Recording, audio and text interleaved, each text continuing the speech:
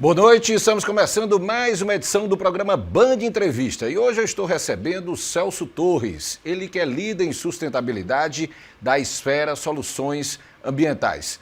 Boa noite, Celso, muito obrigado pela sua presença aqui no Band Entrevista. Eu gostaria de começar conversando aqui sobre esse novo governo que está iniciando, o governo liderado aí pelo presidente Luiz Inácio Lula da Silva, que tem como ministra do Meio Ambiente a Marina Silva. O que é que isso pode representar em termos de mudança da condução da política ambiental no país? Boa noite, Rogério. Obrigado pela oportunidade. Boa noite, telespectadores.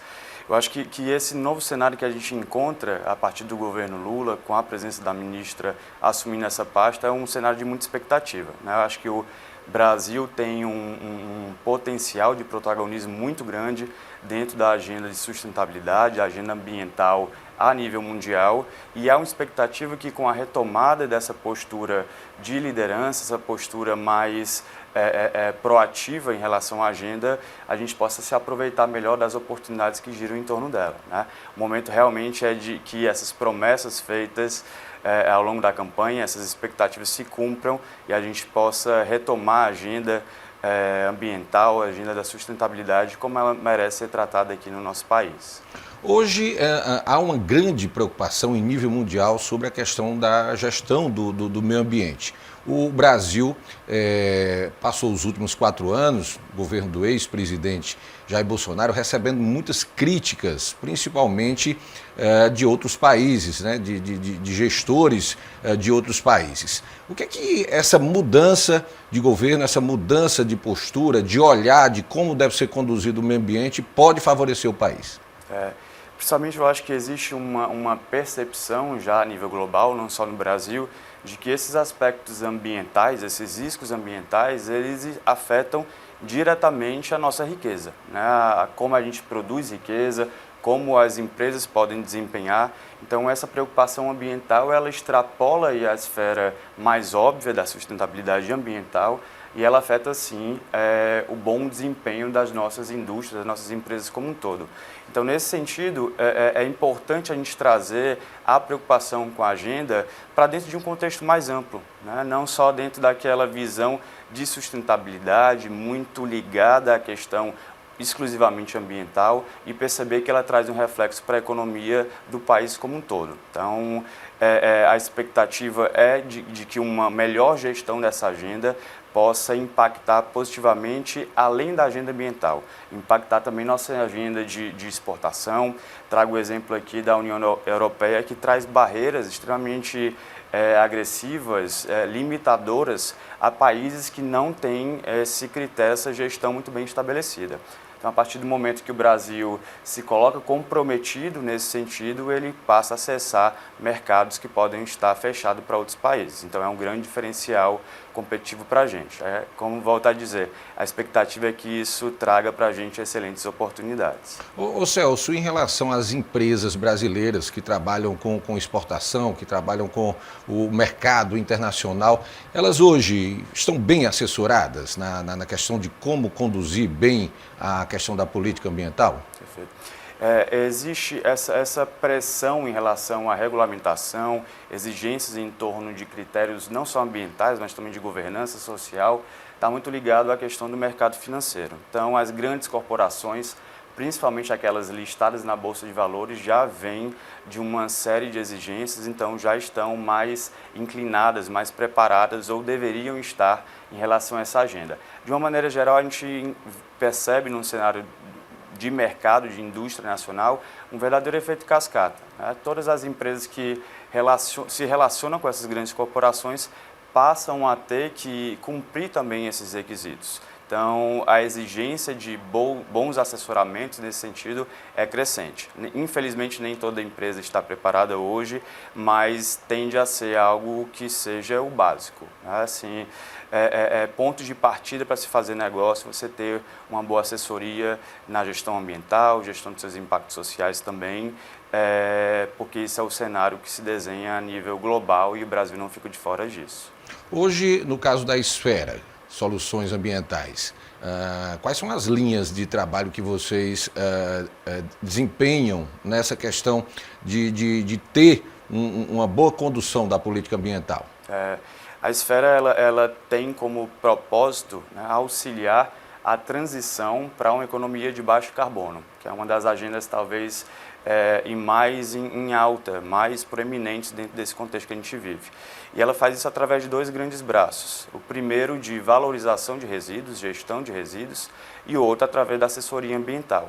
Dentro do pilar, dentro do braço da assessoria ambiental, é uma série de serviços que a gente oferece para auxiliar essas empresas a fazerem essa transição para a economia de baixo carbono, emitindo menos gases poluentes, impactando de uma maneira menos agressiva o meio ambiente e potencializando até aqueles impactos positivos que cada uma delas já gera. Então, a partir da necessidade de cada um desses contextos, a gente oferece soluções personalizadas, soluções estratégicas que possam auxiliar cada empresa no seu desafio de mitigar esses impactos que ela gera. Vocês têm muitos parceiros na iniciativa privada, né? Exatamente. Assim, principalmente dentro desse contexto, como a gente estava colocando, de um olhar crescente para a pauta. Tá? Então, cada vez mais as empresas estão atentas a essa necessidade, olhando para essas pautas que hoje extrapolam o mercado financeiro e estão ali dentro do mercado consumidor, já estão nas redes sociais, escândalos e situações de impacto ambiental que refletem diretamente nessas operações. Então, isso faz, de fato, a agenda ter uma importância que ela deveria ter e está aí dentro das agendas de decisão das grandes corporações. Celso, vamos falar um pouquinho sobre legislação. Você falou agora há pouco sobre a questão das normas que são definidas pelo governo, são de responsabilidade do governo definir que as empresas precisam cumprir para ter uma gestão ambiental correta. No governo passado havia uma tendência de liberação, de flexibilização de muitas normas. E agora volta-se para um governo um pouco mais, não diria conservador, mas na verdade que segue a linha do que é desempenhado em termos de política ambiental de outros países, principalmente da Europa. Hoje, a legislação ambiental no país, ela favorece as empresas ou ela é uma legislação que limita? Perfeito. Eu acho que o papel da legislação como um todo, né, norma regulamentadora, é orientar, né, dar suporte às empresas a se direcionarem naquilo que se entende como o caminho correto. Né. É importante a gente ter cada vez mais legislações, regulamentos claros que auxiliem o empresário nessa direção, né, possam dar suporte a esse caminhar. E cada vez mais a gente vai observar movimentos de regulamentação mais fortes dentro do cenário ambiental, dentro do contexto ambiental. Né? Extrapolando até o contexto do próprio governo federal, a gente já vai ter regulamentações que vêm de outras esferas, regulamentações de organismos internacionais, regulamentações de outros países que acabam afetando a nossa exportação. De uma maneira geral, a gente tende a se deparar com um contexto cada vez mais regulamentado desse setor. E isso, como a gente está colocando, auxilia o empresariado a definir, direcionar suas ações. Né? Hoje, vocês avaliam de que a gente precisa avançar ainda mais nessa questão dessa regulamentação? Perfeito. Eu acho que o avanço da regulamentação, ele demanda um aprofundamento das discussões em si. É sempre tempo de avançar nesse critério e é preciso que o governo e todos os entes reguladores entendam a importância que eles têm dentro dessa pauta. Né? Através da regulamentação, do papel regulamentador deles, eles podem direcionar investimentos, podem direcionar ações de uma maneira, talvez, como nenhum outro ator desse cenário possa fazer. Então, é importante que essa discussão que a gente está travando aqui também chegue ao contexto político, contexto público, para se trazer a eles a clara noção do impacto que eles podem gerar. Por que na sua avaliação, por exemplo, hoje o Brasil é tão criticado em relação à questão, por exemplo, do desmatamento? Por que esse descontrole tão grande? Eu acho que há no Brasil, em torno do Brasil, uma expectativa muito grande no papel que ele desempenha. Nós temos uma das maiores reservas de biodiversidade do mundo, uma das maiores florestas do mundo, e não à toa existe a expectativa que o Brasil assuma um papel protagonista em torno dessa agenda. Então, a crítica, ela corresponde ao papel que se espera que o país assuma. Os olhares estão mais atentos ao Brasil, não é à toa que na última COP do ano passado, o Brasil teve um papel importante, havia uma expectativa muito grande ali em torno da presença do país, até com mais de uma comitiva, nós estávamos com a comitiva oficial ainda do governo Jair Bolsonaro e uma comitiva do presidente eleito Lula, marcando presença ali no estande da Amazônia, porque o Brasil tem essa magnitude, tem essa importância. Então, é natural que a gente tenha maior expectativa, maiores críticas de quem se espera que se faça muito. A fiscalização realmente no país sobre a questão da legislação ambiental realmente caiu nos últimos anos? Ou seja, a responsabilidade do poder público de fiscalizar realmente hoje deixou muito a desejar nos últimos 4 anos? A gente tem várias esferas de fiscalização, né? Houve notícia, não só uma, mas várias, de desaparelhamento a nível federal, né, dessas fiscalizações, mas isso não necessariamente impacta na fiscalização que vem do governo do estado, dos órgãos municipais, que também dão ali suporte a todo esse papel regulamentador em torno da agenda ambiental, né?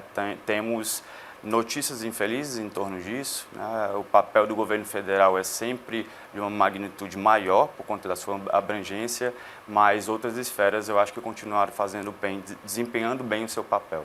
As críticas sempre são muito direcionadas em relação ao governo federal, mas nos estados, há, por parte dos governantes, do poder público estadual e também municipal, na ponta, nos municípios, uma evolução por parte do gestor público sobre as responsabilidades quanto ao meio ambiente?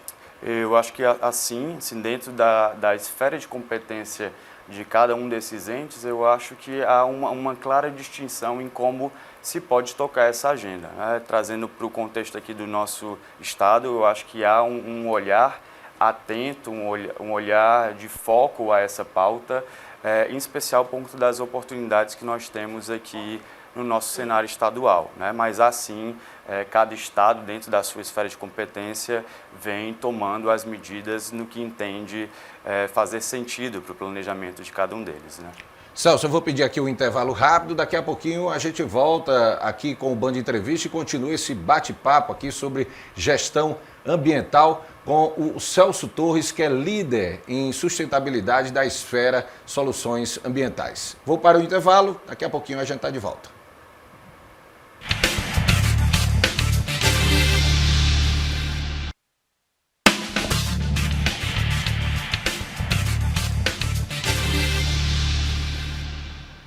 Estamos de volta aqui com o programa Band Entrevista, hoje conversando com o Celso Torres, ele que é líder em sustentabilidade da Esfera Soluções Ambientais. Celso, agora nesse segundo bloco, gostaria de começar a gente explorando um pouco um assunto que hoje está em bastante evidência, que é exatamente a questão da produção de energias renováveis. O Nordeste hoje tem aparecido, tem se destacado na liderança de buscar energias alternativas. Hoje, nós realmente aqui no Nordeste, aqui no Ceará, estamos partindo na frente em relação à produção desse tipo de energia? Acredito que sim, Rogério, não só pela tecnologia, a inovação, né, o pioneirismo em relação a algumas matrizes energéticas em específico, e aí eu cito o hidrogênio verde, mas também pela magnitude daquilo que a gente gera, né? O Ceará tem hoje autorizado a ser implementada a maior usina de produção de energia solar do mundo, né, ali no município de Aracati. Então, de fato, o Ceará tem um papel de extrema relevância no cenário nacional e já no cenário mundial também, na produção de energia renovável, né? Nossa matriz energética é uma das mais limpas do país e do mundo. Hoje, aqui no Ceará, e no Nordeste de maneira geral, nós temos a questão do sol praticamente o ano todo e a energia solar é uma das energias que tem realmente feito um sucesso muito grande e gerado com que muitas empresas venham a investir no Estado na questão da produção da energia solar. É realmente uma tendência, há uma tendência realmente de crescimento nesse setor? Eu visualizo tanto essa tendência de crescimento em relação a usinas como essa que a gente citou ali no município de Aracati, mas também numa direção de popularização da tecnologia, né? Nós vemos hoje já painéis solares sendo vendidos no varejo, em algumas redes de loja aqui no município de Fortaleza, por exemplo, coisa que nós não visualizávamos há alguns anos atrás. Então, tornar essa tecnologia acessível à população de uma maneira geral, sem dúvida, ajuda a expandir o mercado, expandir ações nesse sentido e fortalecer ainda mais a pauta, né? No caso da energia eólica, nós já temos aí uma tradição maior, temos parques eólicos aí espalhados aí pelo Nordeste, que tem um favorecimento da questão da produção do vento e esse tipo de produção de energia com o vento, a energia eólica, hoje praticamente está consolidada, até porque o que se produz hoje de energia eólica já é bem representativo da energia produzida no país, né? Exatamente. Nós temos um dos maiores parques eólicos do Brasil e também referência mundial, né? Alguns estudos já apontando crescimento até para nível offshore, né? Parques ali situados no mar mesmo, em águas. Então a gente está avançando até mesmo nessa tecnologia que a gente já tem há mais um tempo, né? O que eu vejo de grande diferencial entre essa base da energia eólica comparado com a da energia solar é esse ticket mais baixo que a gente já vê hoje na energia solar, né? A popularização do acesso a esse tipo de matriz energética sendo ampliado de uma maneira mais agressiva, mais forte, até com incentivos fiscais do governo em relação à energia solar, coisa que a gente ainda não visualiza tanto na tecnologia que envolve a energia eólica, né? Mas ambas vêm se consolidando fortemente aqui no Ceará.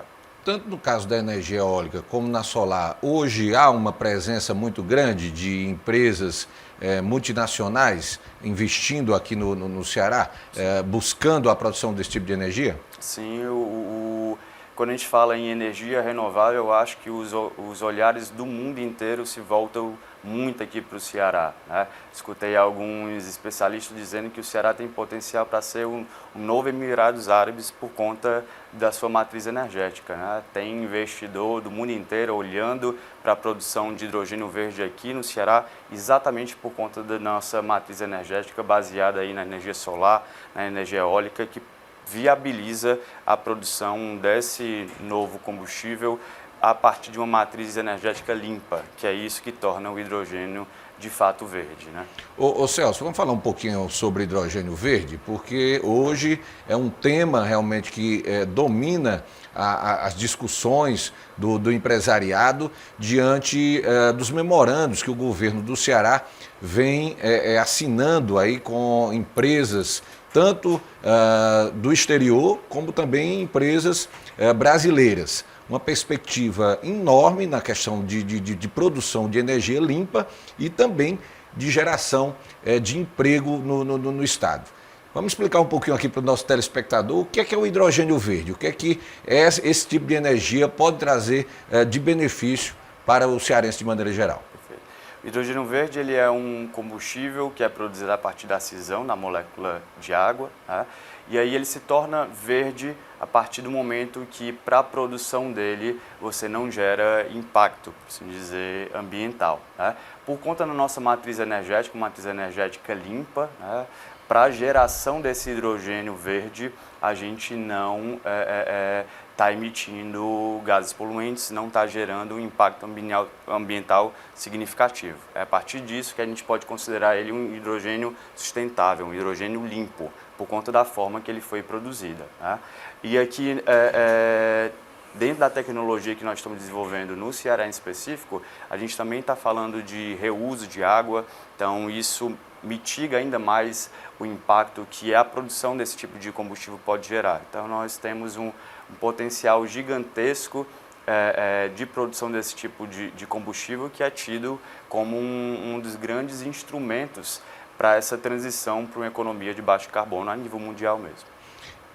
No caso da produção do hidrogênio verde, esses memorandos também envolvem muitas empresas estrangeiras, muitas empresas multinacionais que prometem realmente instalar equipamentos aqui, né, uma infraestrutura que pode mudar, vamos dizer assim, o cenário, ampliar ainda mais a capacidade que hoje, por exemplo, o complexo portuário do Pecém permite em termos de empresas funcionando por lá, né? Perfeito. Acho que a gente tem um diferencial muito grande, não só por conta do que a gente já vem destacando, a nossa matriz energética, mas até do posicionamento do nosso porto, né? É um porto que geograficamente está muito bem colocado, assim, porta de entrada para escoamento ali para a Europa, e nós também temos protocolos, acordos com o Porto de Roterdã, que é uma grande entrada para o comércio na Europa como um todo. Então, essa congruência de oportunidades coloca realmente o Ceará numa posição de pioneirismo, né? Não é à toa que a gente está colocado aí como a primeira molécula de hidrogênio verde que já foi produzida no Porto do Pecém, né? E a expectativa é que a gente tenha isso a uma escala de produção para comercialização mesmo, já por volta do próximo ano, meados de 2025, o que é uma data bastante otimista. Economicamente, o que é que isso pode representar, vamos dizer, de forma positiva para o Estado? A tecnologia é tão nova que as estimativas ainda são imprecisas, mas a gente está falando de uma possibilidade que envolve aí bilhões e trilhões de dólares, né?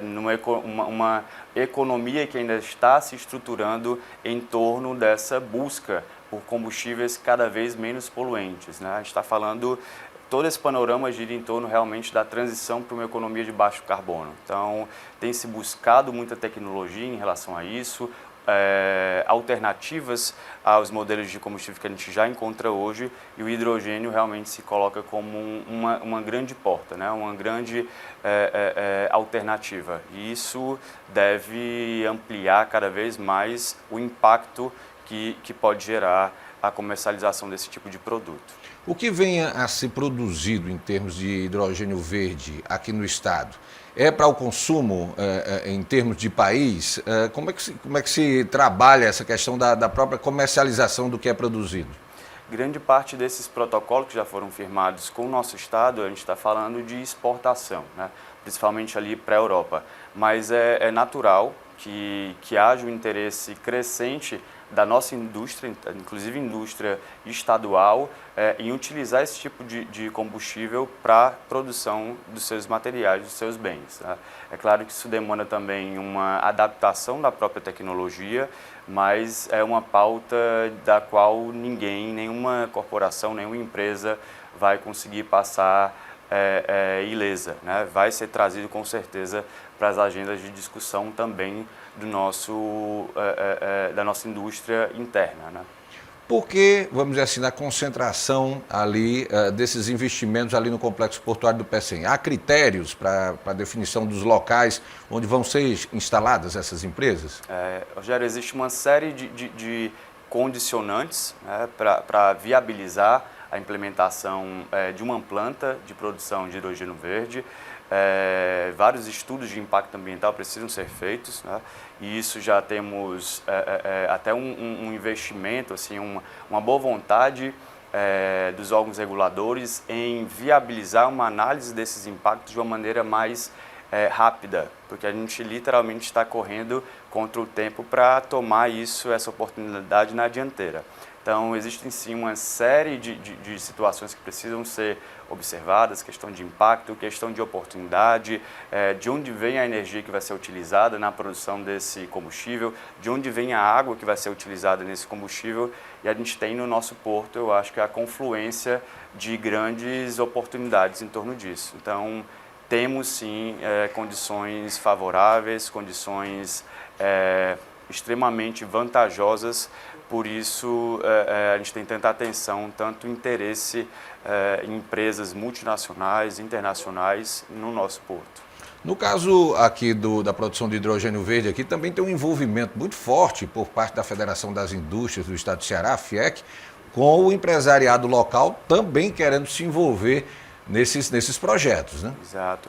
A FIEC tem um papel fundamental dentro dessa pauta, pauta de sustentabilidade como um todo, né? A gente vê ali a coordenação, eles instituíram um núcleo de ESG dentro da federação e a pauta do hidrogênio verde não passa fora da pauta da FIEC, né? A FIEC está atenta a seu papel dentro do cenário da indústria estadual, no caso, e trazendo, sim, a pauta do hidrogênio verde para discussão com o industrial, com especialistas, com a academia, né, assumindo a liderança que deve assumir em relação à pauta.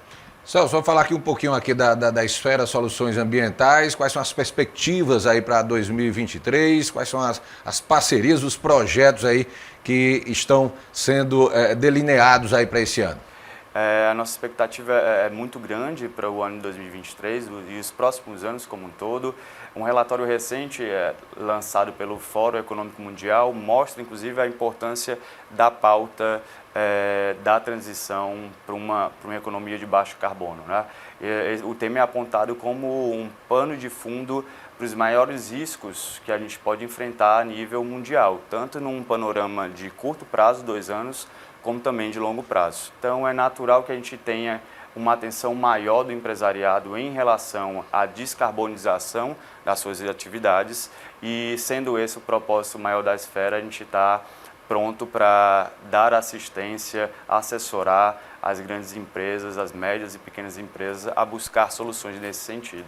Quais são os caminhos aí que precisam ser seguidos? Por exemplo, o empresário que quer realmente seguir, vamos dizer, essa linha, como deve fazer? Como procurar aí a Esfera? Ótimo. A gente está disponível nos canais, tanto redes sociais, como site.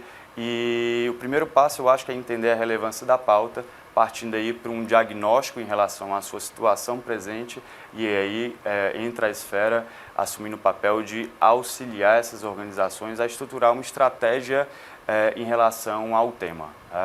O primeiro passo, eu acredito, que é compreender de onde está e onde quer chegar em relação à agenda. Celso, muito obrigado pela sua participação aqui no Band Entrevista. A gente vai agradecendo a sua audiência e estaremos de volta no próximo sábado com mais uma edição aqui do Band Entrevista do canal 20.1. Muito obrigado pela audiência e até lá.